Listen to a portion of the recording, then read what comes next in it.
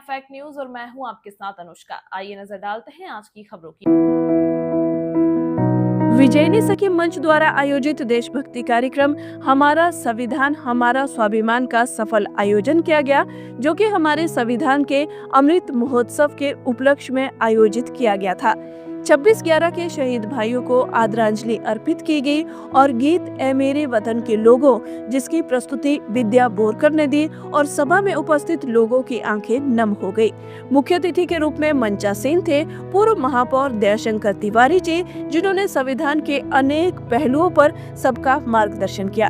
विशेष अतिथि के रूप में प्रगति पाटिल जी, भाजपा नागपुर नगर महिला मोर्चा की अध्यक्षा doctor Manoj Tatwadi, jury member of Asia Book of World Record holder, motivational speaker Vaishali Kode ji तथा Asia Book of World Record holder Shrimati Supriya Masram मंचासीन थी।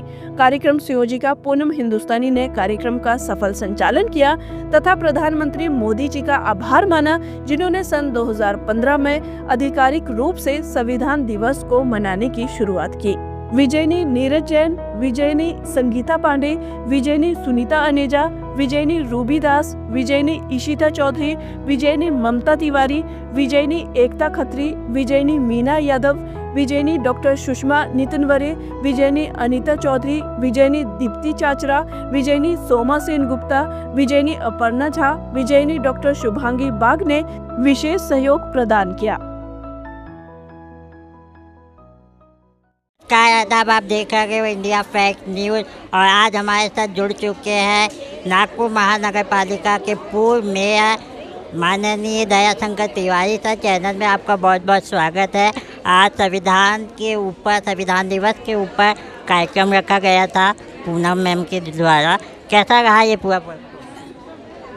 बहुत सुंदर आयोजन पूनम हिंदुस्तानी जी ने किया। भारत के संविधान दिवस के रूप में यह कार्यक्रम का आयोजन था। संविधान को लागू हुए 75वां वर्ष हो रहा है, अमृत महोत्सव है। इस निमित्त 75 बहनों ने मिलकर के एक सुंदर आयोजन किया यहाँ पर और संविधान के बारे में लोगों को जानकारी दी गई और संविधान के अंतर्गत महिलाओं को प्रदत्त अधिकारों की भी यहाँ पर चर्चा की गई और संविधान के अनुरूप जीवन जीने का संकल्प ले और किसी भी प्रकार से अनुशासनहीनता न करते हुए संविधान प्रदत्त जीवन जी करके हिंदुस्तान को हम सार्वभौम बनाए, इस प्रकार की प्रतिज्ञा भी आज के कार्यक्रम में ली गई। एक अच्छे आयोजन के लिए मैं पूनम जी का अभिनंदन करता हूँ। जैसे कि आपने बताया सर, अभी आप भाषण दे रहे थे, उसमें बता रहे थे कि जो विपक्ष है आपका पूरा संविधान के ऊपर ही प्रोपोगंडा किया था। इस पे आपका क्या था, शॉर्ट में जानना चाहिए। इस देश में संविधान के नाम पर पिछला चुनाव लड़ा गया और संविधान के प्रति लोगों का इतना प्रेम है कि संविधान को खतरा है ये सुनने के बाद उन्होंने अलग प्रतिक्रिया देकर के विपक्ष में मतदान किया, जबकि ऐसी कोई घटना नहीं थी।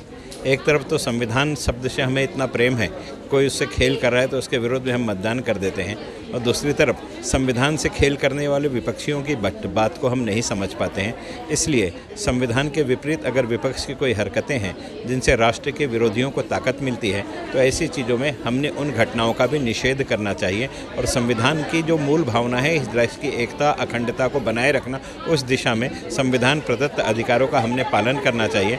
अपने अधिकारों के लिए तो हम बहुत लड़ते हैं, लेकिन कर्तव्य के प्रति हमारा भान नहीं है, इसलिए अधिकारियों के साथ साथ अपने कर्तव्य का भी निर्वहन राष्ट्र के हित में करना चाहिए। ये मैंने आह्वान किया। क्या कहना चाहेंगे हमारे? आपके माध्यम से मैं यही कहना चाहूँगा कि संविधान इस राष्ट्र को मिला आज़ादी के बाद, इस आज़ादी को बचाना और उस संविधान को बचाना हम सबकी नैतिक जिम्मेदारी है। आइए संविधान दिवस के पावन पर्व पर संविधान के अनुरूप संवैधानिक जीवन जीने का हम संकल्प लें। धन्यवाद।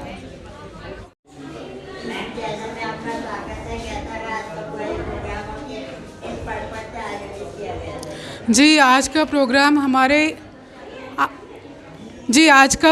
हमारे संविधान दिवस के अमृत महोत्सव के ऊपर आधारित था, क्योंकि हमारे संविधान दिवस का ये 75वां वर्ष है, उसके ऊपर आधारित था। उसी के उपलक्ष्य में कार्यक्रम का आयोजन किया गया था।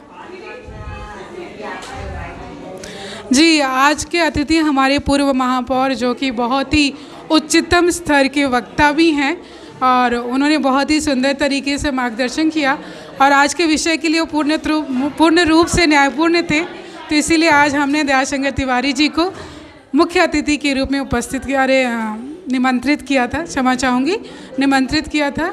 और इसके अलावा हमारी प्रगति पाटिल जी जो कि समाज सेवा के लिए सदैव अग्रसर रहती हैं, उन्हें निमंत्रित किया था।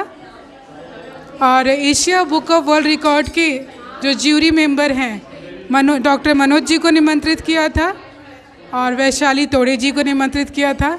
और संविधान दिवस, संविधान के ऊपर जिन्होंने मैक्सिमम आर्टिकल जो है लर्न करके और सबसे कम समय में प्रस्तुति देने का रिकॉर्ड बनाया है, Asia Book of World Record, Supriya Masram ji, वो सत्कार मूर्ति के रूप में आज मंचासीन थी। उन्होंने भी अपने आर्टिकल की प्रस्तुति दी। इस प्रोग्राम के लिए यही बताना चाहूँगी कि मैं सर्वप्रथम आभार करना चाहूँगी आदरणीय नरेंद्र मोदी जी का, कि जिन्होंने 2015 से इसे आधिकारिक रूप से संविधान दिवस को मनाने की शुरुआत की और उसकी वजह से ही हम आज इस अमृत महोत्सव पल को मना पाए हैं। उसके लिए मैं दिल से उनकी आभारी हूँ। और ये होना इसलिए ज़रूरी है कि क्या होता है कि आम जनता ये चीज़ों से अछूती रहती है। जब इस तरह के कार्यक्रम का आयोजन होता है तो आम जनता इन पहलुओं से भी जागरूक होती है।